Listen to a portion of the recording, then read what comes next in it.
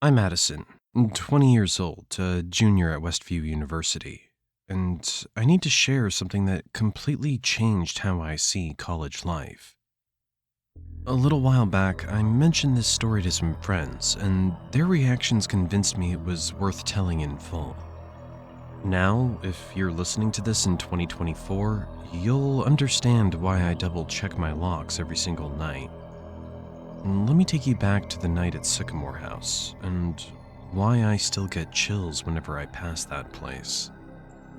It was nearing the end of spring semester, meaning final exams were about to crush us. My roommates, Jen, Nicole, and I were ready for a night off.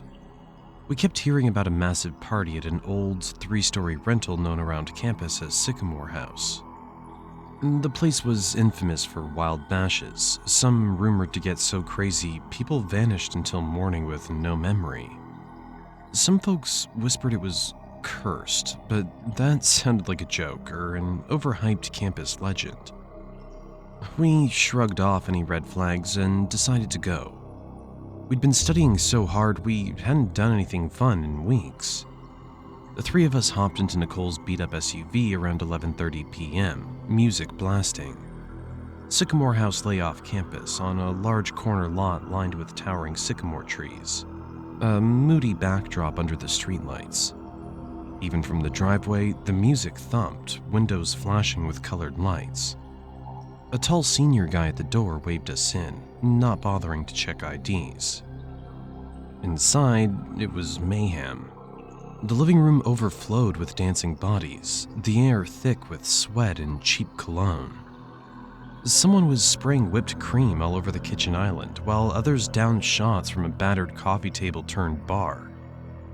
Over the roar of the music, people shouted greetings and half-laughing screams. Jen, always the social butterfly, grabbed Nicole's hand. "Let's get drinks! Meet me by the stairwell, Addie." They disappeared before I could answer. I lingered in the entry hall, scanning the crowd.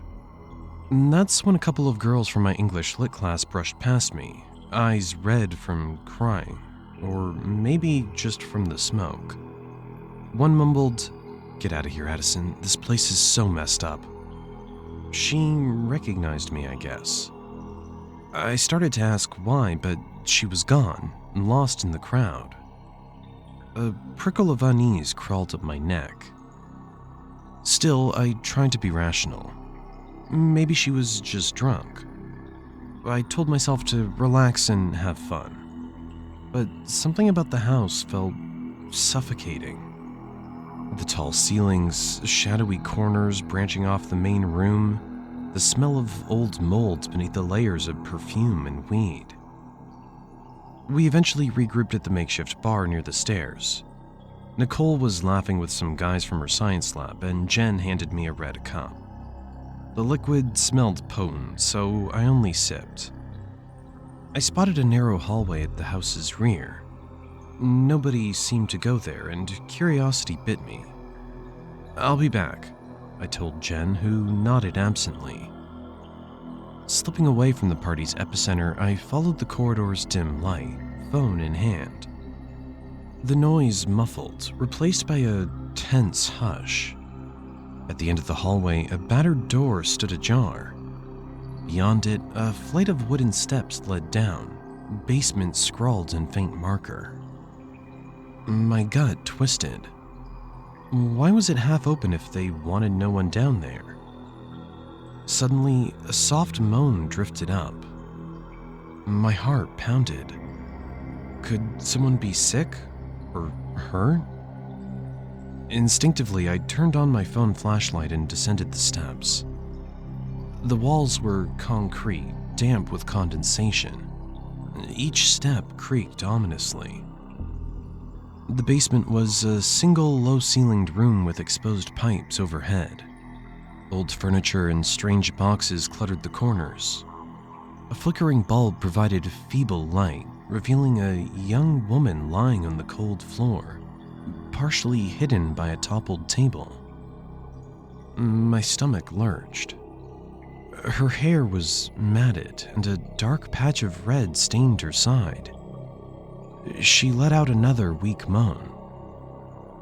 Rushing forward, I knelt beside her. "Oh my God, are you okay?" My voice shook. She blinked at me, fear in her eyes. "He locked me in," she rasped, wincing. A sob escaped her lips and a wave of panic surged in my chest. He who?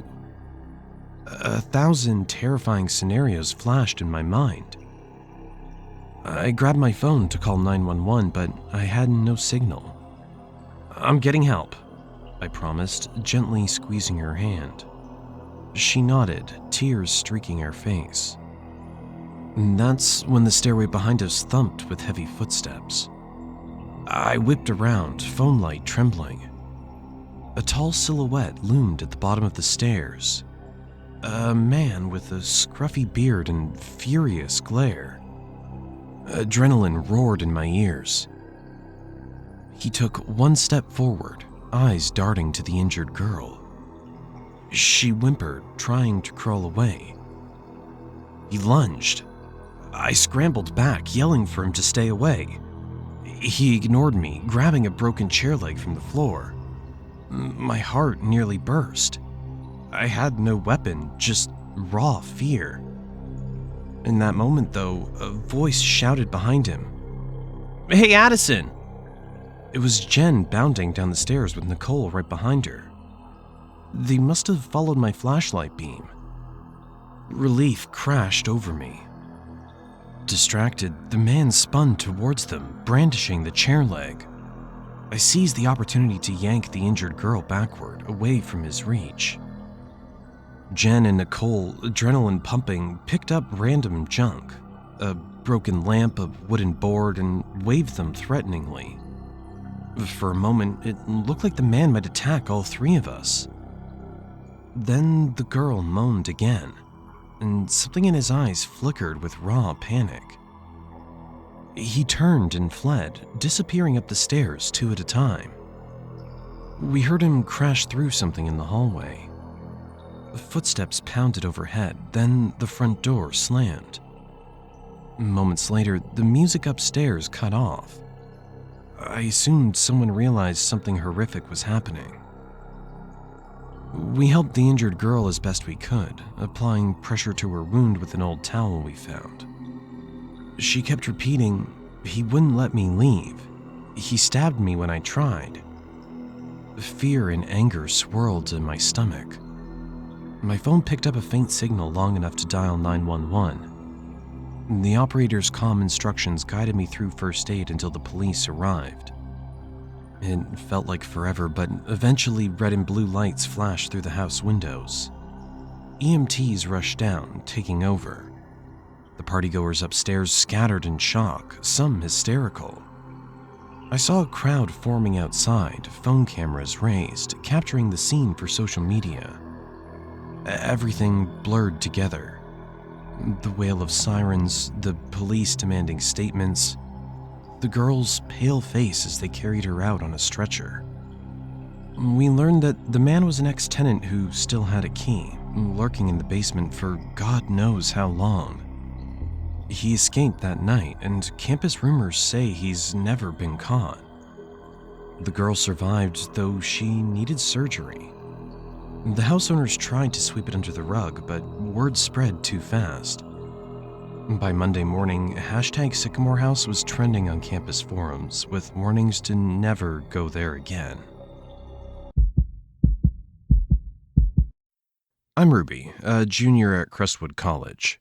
My first 2 years, I shared a room with my best friend, but this semester, a housing mix-up forced me into a different dorm.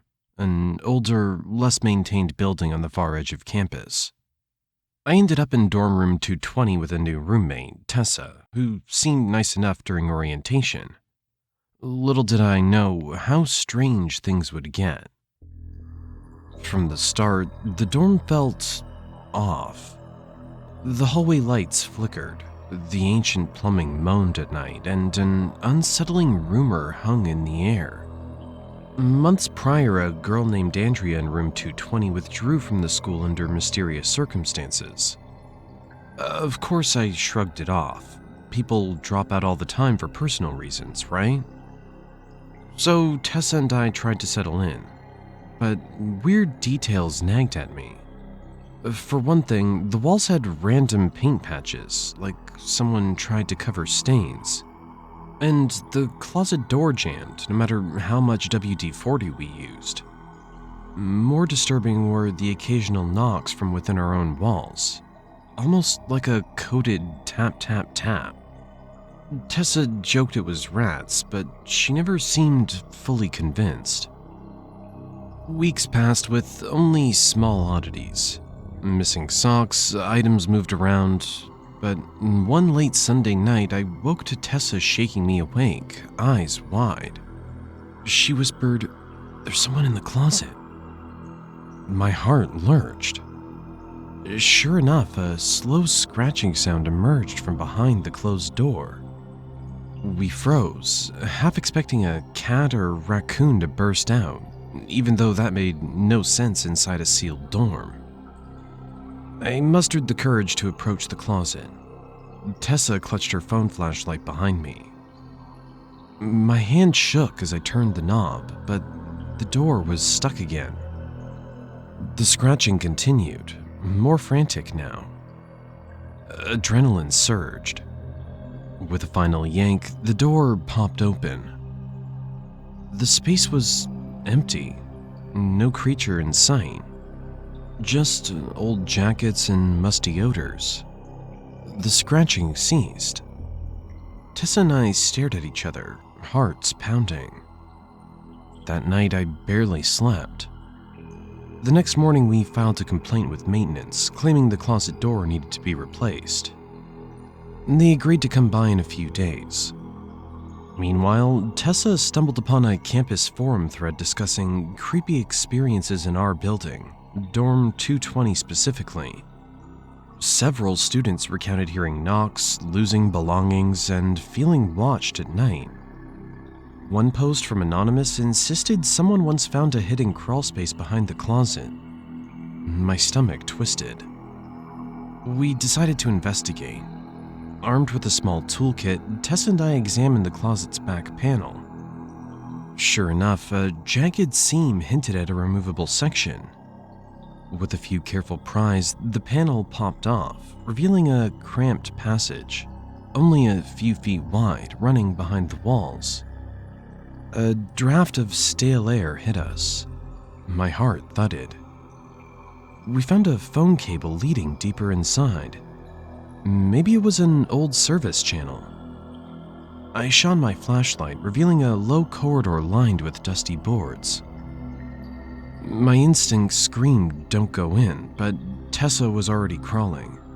Reluctantly, I followed. We moved maybe 10 yards before the corridor opened into a small chamber, like a hidden maintenance nook. A battered twin mattress lay on the floor, and pinned to the wall were Polaroids of various female students. Some were selfies from social media, others candid shots inside dorm hallways. My chest tightened in fear. Who had taken these? Among the pinned photos, we saw Andrea, her name scrawled beneath in black marker. Next to it, a picture of Tessa and me standing outside our building, dated only 2 weeks ago. Horror washed over us. Someone had been watching, collecting our images. Suddenly, a clang echoed from behind, like metal scraping. We flipped our flashlights around just as a figure ducked into the corridor, blocking our exit. In the dim light, we glimpsed a gaunt face, wild eyes, and tattered clothing. He seemed older, maybe not even a student. A campus squatter? My stomach lurched. He hissed, "You shouldn't be here," his voice trembling with rage. We froze, adrenaline flooding our veins. He lunged towards Tessa, but she kicked out, striking his shin. He stumbled, giving me just enough time to yank her arm. We scrambled back through the corridor, the man hot on our heels. My elbows banged against the wood, every breath ragged. We emerged into the closet, slamming the panel behind us. Tessa grabbed the doorknob, holding it shut against his furious pounding. Somehow we made it to the hallway, screaming for help. Other residents poured out of rooms, confused. We explained the hidden space, the photos. Campus security arrived quickly, weapons drawn. By then, the corridor behind the closet was empty.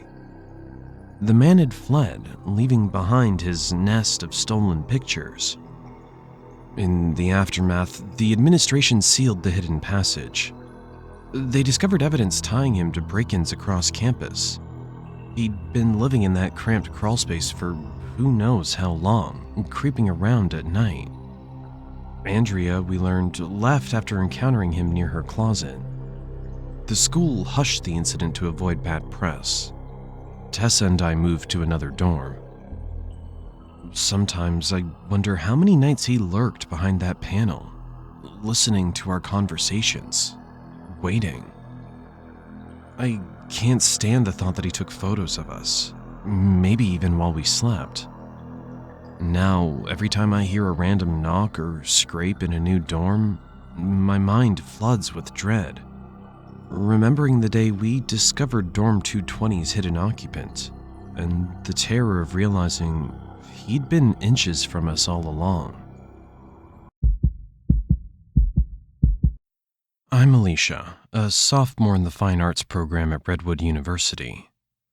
Our campus has an old art building that houses the painting studios, ceramic rooms, and a dimly lit sculpting workshop filled with towering clay figures. One winter morning, I discovered just how menacing those sculptures can be, especially when something else is moving among them. It was early January, right after break. I'd come in before dawn to catch up on a sculpting project due that week. The building was officially closed until 7 a.m., but I had a pass to enter. At 5:30, the place was deserted and silent as a tomb, the kind of hush that makes every small noise feel magnified. The hallway lights flickered and the heating system clanked dully in the walls, reminders that I was alone in this cavernous space. Inside the sculpting studio, half-finished clay pieces loomed on wooden stands, their distorted shapes made stranger by the weak overhead lighting. The motion sensor lamps flickered on as I moved, leaving corners in unsettling shadow. In one of those dark recesses stood a tall, vaguely human form wrapped in a dusty sheet. At a glance, it looked like someone's abandoned final project. I shrugged off a nagging sense of unease and focused on my own sculpture. I'd been molding clay for maybe half an hour when I heard a scraping noise, like metal dragging across concrete from the far side of the room. The hair prickled on the back of my neck, but all I saw were the silhouettes of half-completed busts. A few moments later, a muffled shuffle, like slow, deliberate footsteps, made my breath hitch. The room felt charged, as if something crouched just out of sight and waiting. Convincing myself it was my imagination, I put on my headphones and let the music drown out my nerves. I worked for a while, trying to lose myself in the rhythmic kneading of clay. But then a soft breeze stirred my hair. Confused, I paused the music and pulled the headphones off. The studio door was shut. There should have been no draft. And that's when I heard it. A low, eerie sound, almost like someone exhaling right behind me. Heart hammering, I turned around. The tall figure in the corner was gone. The sheet that had covered it lay pooled on the floor, empty. Every instinct screamed at me to run, but curiosity rooted me in place. I gripped a small clay knife and stepped closer to the corner. Under the flickering light, I only saw stray bags of clay and a few half-finished projects. Whoever or whatever had stood there had disappeared. Suddenly, a clang resounded from the hallway outside. I jolted upright and hurried to the door, pressing my eye to the small glass panel. A figure in a long coat crouched by the supply cage, rattling chains as if trying to break in. My blood ran cold. They jerked upright, turning slowly, and our eyes locked through the glass. Even in the dim light, I could see smears of clay across their face, as though they'd been touching sculptures, or something else. We stared at each other for a beat too long before they bolted down the corridor, footsteps echoing. My heart pounded like a drum in my ears. I should have stayed put, but a reckless urge drove me forward. When I reached the hallway, it was empty except for faint footprints of dried clay leading toward the exit. Outside lay a courtyard dusted with fresh snow, the sky barely starting to lighten. The prints ended abruptly near some shrubs, as if the person had vanished into thin air. Spooked, I hurried back to the studio, locking the door behind me. My hand shook as I texted a friend. "Someone's here, don't know who." And that was when the motion-activated hallway lights clicked off, plunging the space into a disquieting hush. My phone buzzed with my friend's reply.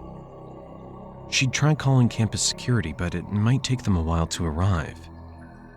Time dragged like an endless wait. Each creak of the building made me imagine that figure creeping down the hall, pressing up against the door. Finally, voices echoed outside, security calling my name. I nearly collapsed with relief as I unlocked the studio. Despite a thorough search, they found no one and no sign of forced entry. The snow bore only my footprints. The dusty sheet I'd seen was gone, as if it had never existed. I avoid going back to the sculpting studio alone now, especially before dawn. Rumor has it an ex-student once squatted in the building, hiding among the sculptures to avoid dorm fees. Some claim he's still lurking in the shadows, covering himself with clay like a living artwork. Whether it was him or something else, I learned that in the silent pre-dawn hours, those towering figures aren't always as still as they seem, and you can never be sure what's just beyond the edge of the light.